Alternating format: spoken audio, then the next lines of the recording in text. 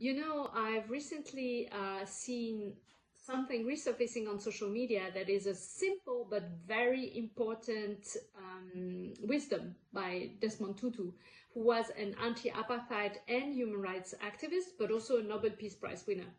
And he said, true peace is anchored in justice and an unwavering commitment to universal rights for all humans.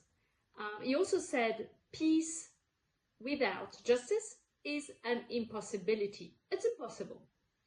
And these concepts were strongly reflected in two events that took place earlier this month at the United Nations Human Rights Council in Geneva.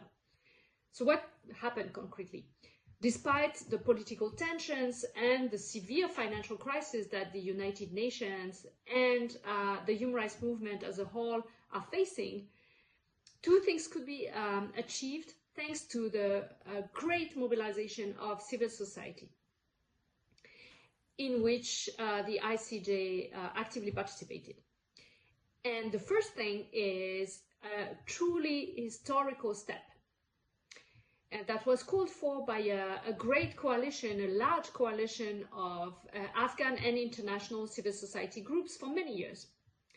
So on October 6, 2025, the United Nations Human Rights Council created a new mechanism that will investigate, thanks to a team of international experts, the massive human rights violations and abuses committed in Afghanistan, including the persecution of women and girls that the Taliban have been committing for many years now.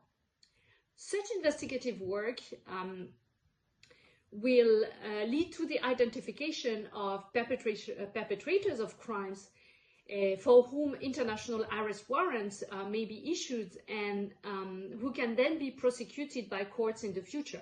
So this is a key element of fighting impunity for the terrible human rights and humanitarian situation that Afghan people are facing. The second one is not a creation, but the successful extension of another investigative work. This time for what happened during the armed conflict in Sri Lanka.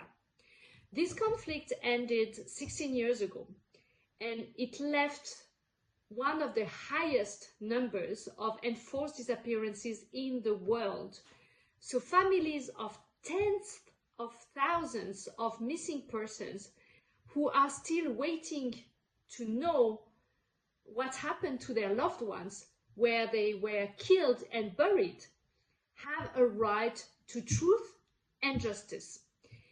And the decision taken in October at the Human Rights Council ensures that the international investigation on such cases can continue and advance towards accountability for these crimes. So now the ICJ and its allies will concentrate their efforts on making sure that these mechanisms receive the information and the support they need. And we will remain mobilized to monitor progress so that it doesn't remain just ink on paper.